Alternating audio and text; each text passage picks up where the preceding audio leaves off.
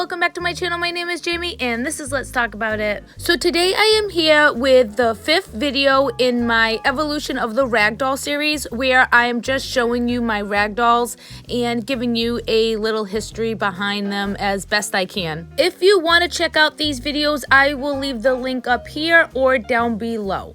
So today's video is called In Stores Near You, and these were the dolls that I picked up while I was actually doll hunting for other dolls, and I was like, oh, I need these dolls. You know how that goes. Stores like Walmart, Target, and then I even have the Dollartree and Walgreens in here. So yeah, let's get into it.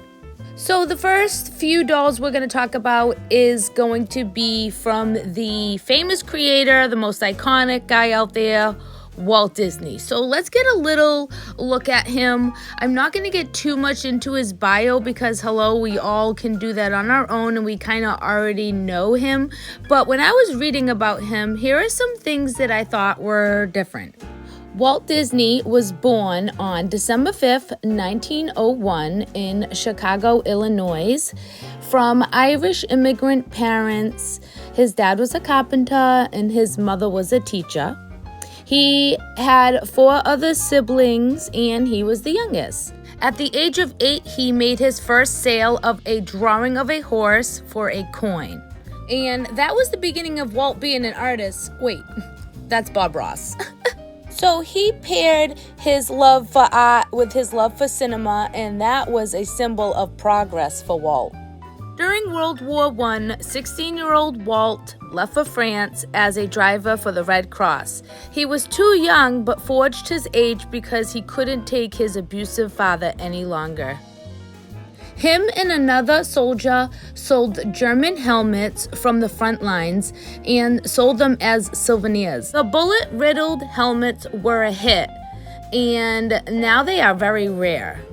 So this is where things kind of got interesting to me. After the war, he went to Kansas City and met a creator by the name of Ub Iwerks. Now, Ub Iwerks would go on to create Steamboat Willie, aka Mickey Mouse. Guys, he's the one that made the mouse, not Walt. But Walt did not really give him much credit. They would go on to do the project, the 12-minute film Alice's Wonderland from their studio, Laugh-O-Gram Studios. This was a hit. However, Walt didn't really like to give credit where credit was due, and Ub Iwerks got real sick of this, and he decided to leave in 1930 and start his own company. But not having much luck with that company, after the Depression, he went to go work for the iconic Warner Brothers Pictures, where he went on to create Porky Pig, guys. This guy's like gold wherever he goes. In 1937, his work won an Oscar on the first animated motion picture that was put out by Disney, Snow White and the 7 Dwarfs. At this point, Walt knew that he needed Ub Iwerks to work for Disney, so he rehired him to be the head of the special effects development, where he would go on to develop the first live-action movie mixed with animation, The Song of the South, as well as taking a huge part in designing Disney World. So guys, raise your glass for Ub Iwerks. Okay, so that was a little back history that I thought was pretty cool on the Disney franchise. But the first girl we're going to talk about today is Ariel Baby. She's like the Ariel Baby. I got her at Walmart, and I don't have an Ariel doll, so I was very excited to have this little girl. She's super cute. She has embroidered features on her face. The eyes are embroidered, the lips, the nose. She has little, I'm not going to say they're jewels on her fins because it's not. It's almost like paint or something. I guess it's because it's not supposed to come off because of the baby, you know? It's for a baby, not me. But she's so cute. Also, for this video, I was gonna do the dark history behind all of these characters, but this video would be way too long, plus people would do it way better than me here on YouTube. I've watched a few of them, so I'm going to leave all the dark history to all of the characters that we look at today in the description below. There is a guy called John Solo, which does dark history on all kinds of stuff, and I'm so into that stuff. So I will leave these videos down below, and you can go find out the twisted, messed up origin of the Little Mermaid, because it is kind of messed up. It's not like the Disney movie. She doesn't really have a focus on marrying Eric. She just wants to get out of the sea, and when she does sell her voice to Ursula, her legs like split through her tail and like bleed and cut her, and it's really gory. And it was written in 1837 by a man named Christian Andersen. Okay, so next we have Rapunzel. And Rapunzel was a fairy tale, I think it's a German fairy tale by the Brothers Grimm, and it was published in 1812 as Childhood and Household Tales. And when I was watching the dark history on it, it was kind of a lot like the movie a little bit, but a couple of things were a little different. I don't remember her asking the witch why she's pregnant. There's so much wrong in the story that I do not think it's supposed to be for children. Most of these fairy tales are not for children. I don't know who they were for, but definitely not for my child to be read. So yeah, this girl right here is so cute. I love her. I got her from Walmart. Walmart. I definitely got her from Walmart. Her hair is okay. I mean, they definitely skimp with the hair by just taking a piece of fabric and like cutting it.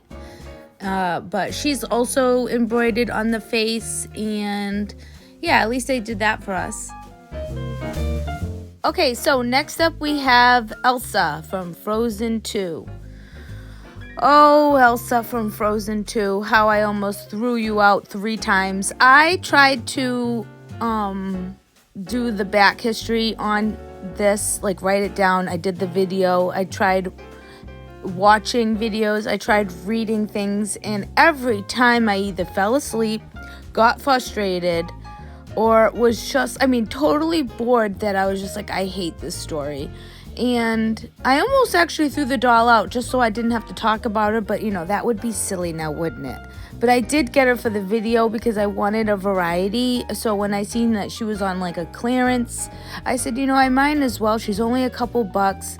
Let me get her, talk about her story. I never actually gave the movie a go. And I just know why. It's just, I think it's going to bore me. I have no idea, but don't come at me, you Frozen people, lovers. This is just me, in my opinion, but I did get this doll for the video. I do like her hair out of all of my dolls that we talked about so far in Disney. I like how they put the little braid on the side, and she's cute. I'm going to leave the dark history, like I said, down below, same as the others, but this one has like 2 parts of the dark history because that's how freaking confusing it is. Even John Solo had to give it a second video because it is all over the place. I don't know how anybody follows this story. It's got like 4 or 5 different books. Disney just took a bunch of it and compiled it into one and made one movie, but the actual story is just uber long. And next we have Raya from Raya and the Last Dragon, and she's probably like my favorite because I like her personality. I think that she's trustworthy. I think she's a friend that you want because you can like totally count on her for everything, and she's not too serious at the same time, and she can joke and laugh, and she's beautiful, and she's a princess, and she's basically perfect. I highly suggest watching the movie. Now, the doll. They could have done better here. I don't like the body. I don't mind the face. The hair could be better. The body, no. It's not my favorite looking doll. This is another one I wanted to talk about her, so I got her on sale. And yeah, I would have never just went out and bought this doll. I don't really like the way they made her. So hopefully in the future I can get myself a better one. But this is the one that I have for now in my collection. She's okay, but happy to own her. And I did some research and I couldn't find any dark history videos on her to put down below. So next we have Dream Seekers by the company Moose Toys, and they came out in 2021, and I remember going down the toy aisles and there was like no toys. Do you guys remember that? That was so weird and sad, and I thought it was never going to end, and it did. But I have this girl to show for it, so it wasn't that bad. I really did like these girls because I like textile dolls, and this reminds me of a textile doll. But more like a playline style. Her face is so nicely painted on. The eyes and the lips, and she is an angel. Her name is Luna. You can brush her hair. She comes with a brush. You can like sit her down and pose her a little bit. She doesn't hold a pose, but you can at least like do things like this. She can sit Indian style. Her clothes do come off, so you can redress her, I guess, if you wanted to. I don't. She sits on a shelf above my bed like a little angel that she is, and I just love her. She's a soft-bodied little girl. The only hard thing on her is her shoes. They're like real shoes, which I thought was pretty cool. I like her icy blue color scheme. It reminds me of a toy I had when I was younger. I can't pinpoint what toy it was, but there's something in my childhood memory that is thinking of something. Does anybody get that feeling? Well, I get that feeling when I look at this doll. Next, we have a Na Na Na Surprise Teen. And the Na Na Na Surprise Teens and the Surprise line, I think, came out in 2019 by MGA. MGA has been around for a while. I was looking. It said 1979. Wow, I had no idea. But to me, they are the better company that has more money. Sometimes when they make mistakes, I have no room for error with MGA because they do have the money. But other than that, I am very happy with MGA's work all the time. I don't have much problems with their company, but this girl, I needed one of these for my video. I had opened them up when they first came out in 2019, and I wasn't really too thrilled about them, the size. They were small, and I don't know, there was something about them. But then I ended up giving those away, and then I kind of was like, oh, I kind of want one of them again. So I got the teen for this video. Look at this tag.